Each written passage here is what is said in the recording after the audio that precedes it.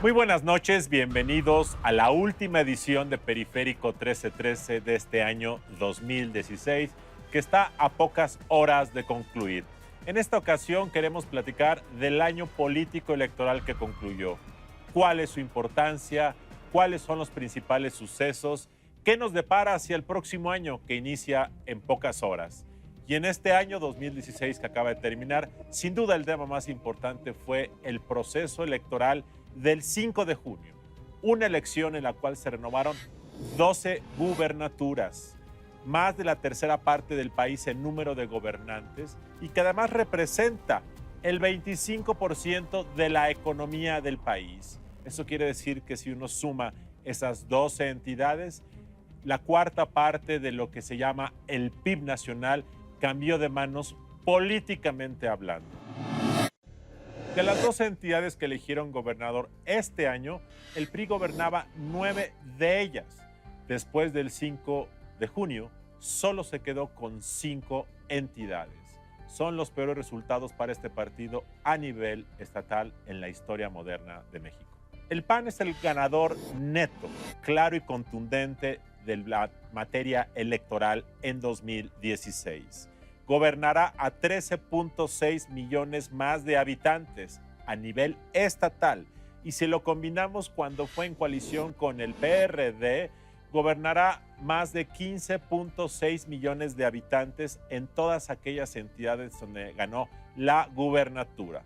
¿Quién es el perdedor neto? Es el Partido Revolucionario Institucional, porque dejará de gobernar a 13.6 millones de personas en el ámbito estatal.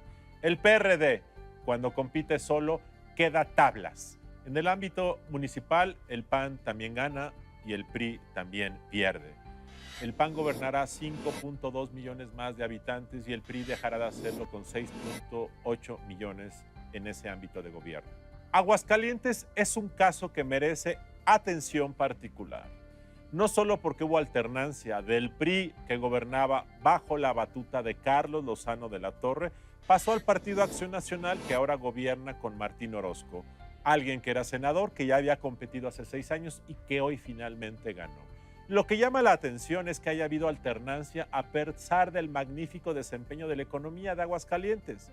Para darles una idea, Aguascalientes en 2014 creció más que China, más del 11%, y en el último año creció más del 6 o el 7%.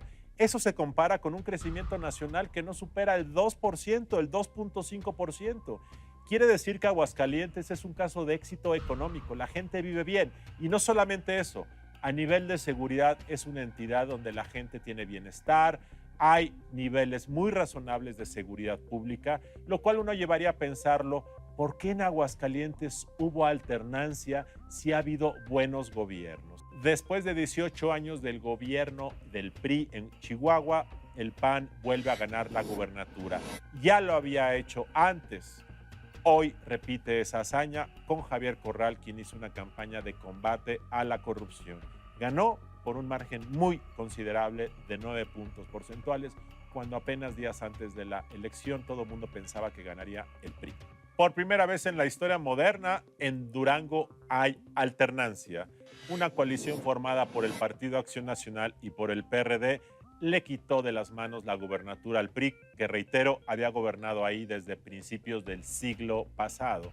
El ganador, José Rosas Aispuro, que era vicepresidente del Senado de la República y quien también, como en otras entidades, ya había competido hace 6 años sin éxito.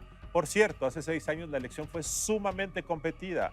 Se definió por una distancia de apenas poco más de 1 punto porcentual.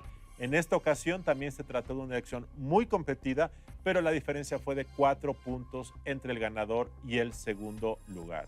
Sin duda la elección más holgada, el PRI gana por 16 puntos de diferencia y sigue siendo una de las pocas entidades en donde nunca ha habido alternancia. Omar Fayad, el nuevo gobernador. Oaxaca es una entidad que vive su segunda alternancia en la historia reciente del país. Hace 6 años, una coalición del PRD y del PAN encabezada por Gabino Cue le ganó al PRI por primera vez en la historia moderna de esa entidad.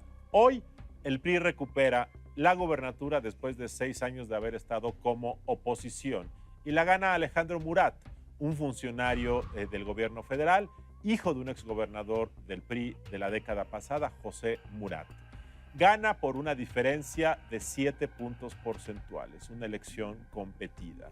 La pregunta que se hacen muchos oaxaqueños y que quizá explique la razón de la alternancia y que el PRI regresa nuevamente al poder es que el gobierno de la coalición PAN-PRD, que hace 6 años dijo que había que sacar al PRI para motivar el cambio y combatir la corrupción, en opinión de muchos no lo hizo. Ha habido acusaciones de corrupción, ha habido acusaciones de que el clientelismo sigue más vigente que nunca, el problema con los maestros no se ha resuelto, las movilizaciones y los bloqueos siguen en esa entidad, las afectaciones al turismo han ido al alza, de tal forma que la alternancia hace 6 años parece haber dado pocos resultados y eso puede explicar por qué el PRI está de vuelta. Gana el PAN nuevamente la gobernatura de Puebla con Tony Gali. Una vez más, una entidad en donde habrá una gobernatura de 2 años para homologar el calendario local con el calendario federal. ¿Qué tanto puede hacer un gobernador en ese periodo? Ya veremos. En Quintana Roo también hubo alternancia. Una coalición del PAN y del PRD ganó la gobernatura al PRI, que había gobernado siempre en esa entidad. Carlos Joaquín, un expriista que no fue postulado por su partido y que abandonó ese partido, se unió al PAN y al PRD y con eso, figura de partidos, ganó la gubernatura. Un tema central que pesó en la elección de Quintana Roo son las acusaciones de corrupción sobre el gobernador. Por cierto, ese exgobernador hoy, Roberto Borges, ya ha sido expulsado de las filas del Partido Revolucionario Institucional por considerar que las acusaciones que pesan en su contra son muy graves. Quirino Ordaz será el nuevo gobernador del estado de Sinaloa. Por cierto, toma posesión en pocas horas, una de las últimas entidades en donde el gobernador asume la gobernatura, faltando también Tlaxcala y Puebla. En Sinaloa, después de un periodo de un gobierno de la alternancia, así se dice, que encabezó Mario López, llamado Maloba, que fue propuesto por el PAN y por el PRD hace 6 años, hoy nuevamente regresa a gobernar el PRI. Esa alternancia también parece que dejó desencantados a muchos en Sinaloa. Tamaulipas, otra alternancia. Probablemente aquí sea una alternancia real. ¿Y por qué digo que una alternancia real? Porque en Tamaulipas un panista, Francisco García Cabeza de Vaca, le ganó a un priista, Baltasar Hinojosa. ¿Y por qué es real? Porque en muchas de las otras entidades hoy y antes, cuando le gana la oposición al PRI, son generalmente expriistas quienes huyen de sus partidos al no ser postulados y se postulan por otros partidos. En este caso, García Cabeza de Vaca ha sido un panista de larga tradición, que ha militado en ese partido, que es considerado genuino al interior de ese instituto político, de tal forma que se trata de una alternancia real de militantes de otro partido político. Tamaulipas, una entidad con graves problemas de inseguridad, con acusaciones de corrupción con un exgobernador, Tomás Yarrington, que desde hace más de 10 años dejó el cargo y que hoy ha sido expulsado del PRI y que tiene procesos abiertos en los Estados Unidos. Una elección, por cierto, con muy baja competitividad. Eso es la diferencia entre el PAN que ganó y el PRI que vino en segundo lugar. Fue de 14 puntos, una distancia enorme. Aunque en Tlaxcala ya ha habido alternancia en el pasado y ha gobernado el PRD y ha gobernado el PAN, siempre con exmilitantes del PRI. En esta ocasión vuelve a ganar el PRI después de haberlo recuperado la gobernatura del estado hace 6 años.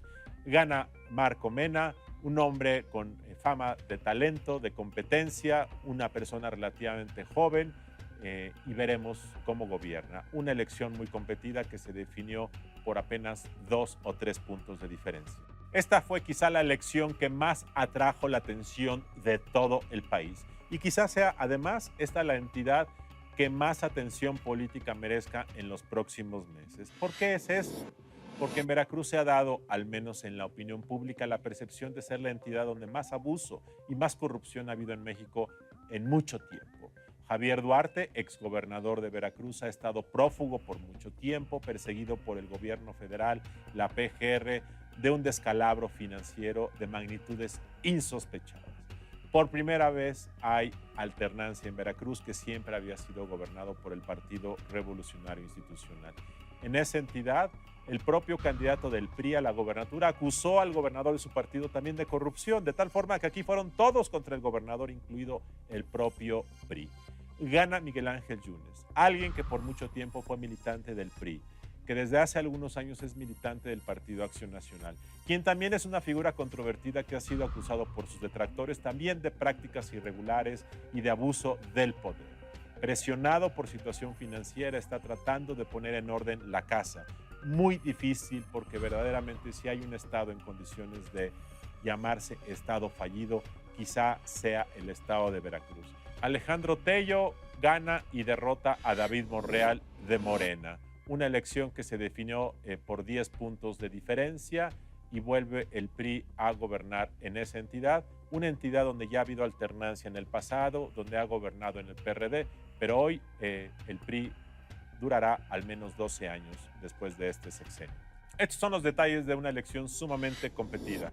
Nadie lo esperaba. Antes del 5 de junio nadie pensaba que tantos gobiernos estatales dejarían de ser parte del conglomerado del PRI. Hubo alternancia en 8 entidades. En algunas de ellas las ganó el PRI y las perdieron otros partidos por haber gobernado mal.